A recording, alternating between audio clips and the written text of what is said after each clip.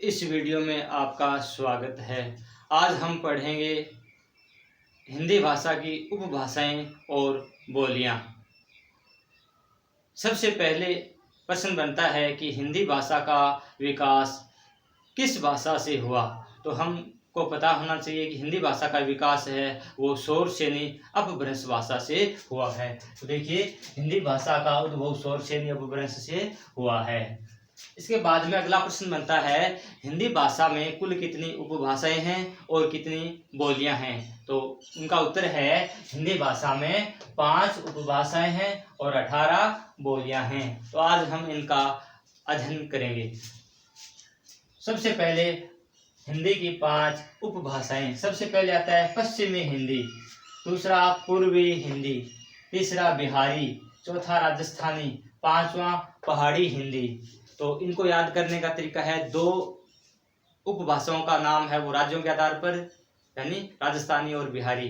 2 का दिशाओं के नाम पर, पूर्वी हिंदी और पश्चिमी हिंदी, और 1 का भौगोलिक स्थिति के आधार पर पहाड़ी हिंदी। तो इस तरह से कुल हिंदी में 5 उपभाषाएं हैं, जिनका भारत के मानचित्र के द्वारा हम इनको समझेंगे। सबसे पहले मध्य भारत को 2 भागों में विभाजित करते हैं। तो मध्य भारत का जो इधर वाला भाग है ये पश्चिमी है और इधर वाला भाग है वो पूर्वी भाग है। सबसे पहले 1 नंबर है पश्चिमी हिंदी। तो पश्चिमी हिंदी वो इस भाग के पश्चिम में बोली जाती है, इसके पश्चिम में बोली जाती है वो पश्चिमी हिंदी है। दूसरी पूर्वी हिंदी, जो मध्य भाग के पूर्व में बोली जाती है वो पूर्वी हिंदी। तीसरी बिहारी, जो बिहार प्रांत की बोली है या भाषा है वो बिहारी। और चौथी राजस्थानी, यानी अपना जो पश्चिमी राजस्थान है इसकी उपभाषा होगी राजस्थानी। और 5वीं है पहाड़ी हिंदी, जो उत्तराखंड और हिमाचल का पहाड़ी क्षेत्र है वहाँ बोली जाने वाली हिंदी है वो पहाड़ी हिंदी है। तो अब प्रत्येक का विस्तार से अध्ययन करेंगे। सबसे पहले पश्चिमी हिंदी। तो पश्चिमी हिंदी है, अपनी समझ में आ गया होगा कि इसको पश्चिमी हिंदी क्यों कहते हैं। मध्य भारत के 2 भाग करते हैं तो इसके ये पश्चिम में है, इसलिए इसको पश्चिमी हिंदी कहते हैं। अब पश्चिमी हिंदी में कौन कौन सी बोलियां आती हैं। तो देखिए, पश्चिमी हिंदी में 5 बोलियां आती है। सबसे पहले है खड़ी बोली। खड़ी बोली को हिंदी की मानक बोली भी कहा जाता है।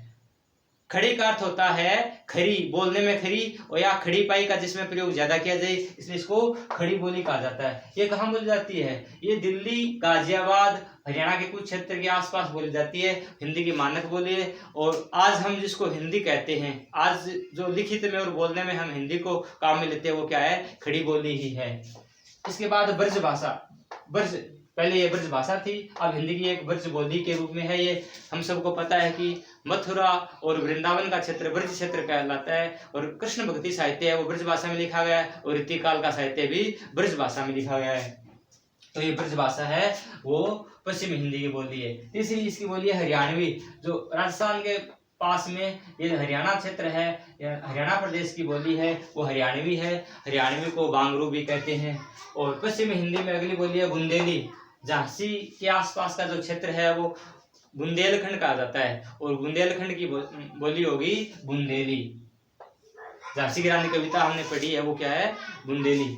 इसके बाद है कन्नौजी। उत्तर प्रदेश का कन्नौज जो क्षेत्र है, जयचंद वाला जो क्षेत्र कन्नौज, वो वहाँ की जो भाषा है वो कौन सी होगी, कन्नौजी। इस तरीके से पश्चिमी हिंदी में कुल 5 बोलियां होगी, इसका हमने अध्ययन किया है। इसके बाद अगली है पूर्वी हिंदी, यानी इसके पूर्वी भाग में। तो पूर्वी हिंदी में कौन कौन सी बोली आती हैं, देखिए। सबसे पहले है अवधी। अवध जो क्षेत्र है वहां की बोली होगी अवधी। बघेली, बघेलखंड का जो क्षेत्र है वहां की बोली होगी बघेली। और छत्तीसगढ़ी, छत्तीसगढ़ की जो बोली है वो छत्तीसगढ़ी। तो पूर्वी हिंदी में कौन कौन सी बोली आएंगी, अवधी, बघेली और छत्तीसगढ़ी। जो अवधी है वो राम भक्ति काव्य में और सूफी काव्य में अवधी का प्रयोग मिलता है।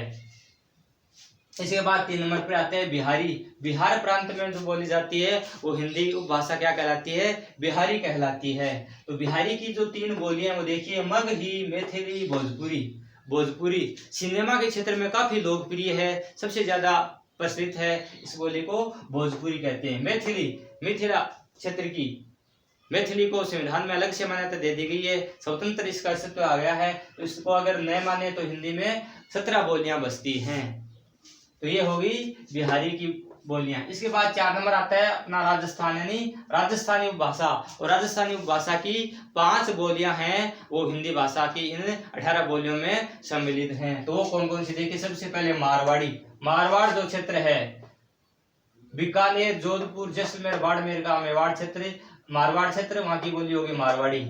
इसके बाद मेवाड़, उदयपुर, चित्तौड़गढ़ का जो क्षेत्र मेवाड़ क्षेत्र कहलाता है, वहां की बोली होगी, दक्षिण राजस्थान का जो क्षेत्र है वो मेवाड़ी। मेवात, पूर्वी राजस्थान, अलवर, भरतपुर का क्षेत्र मेवात, और वहां की बोली होगी मेवाती। और ढूंढान, जयपुर, दौसा, जो मध्य राजस्थान, पूर्वी राजस्थान है, वहां बोली होगी ढूंढानी। और हाड़ौती, कोटा बूंदी का जो क्षेत्र है, हाड़ा राजपूतों का शासन था, तो हाड़ा क्षेत्र के नाम पर यह बोली होगी हाड़ौती। ये होगी राजस्थानी की 5 बोलियां। इसके बाद है 5वीं है पहाड़ी हिंदी। तो पहाड़ी हिंदी जो उत्तराखंड और हिमाचल का प्रदेश पहाड़ी क्षेत्र है, वहां की जो पहाड़ियां हैं वो कुमायूं और गढ़वाल की पहाड़ियां कहलाती हैं। तो कुमायूं क्षेत्र की जो बोली है वो कुमायूनी, और गढ़वाल की जो पहाड़ी है वो गढ़वाली। तो इस तरीके से 5 उपभाषाएं और इनकी 18 बोलियां होगी। धन्यवाद।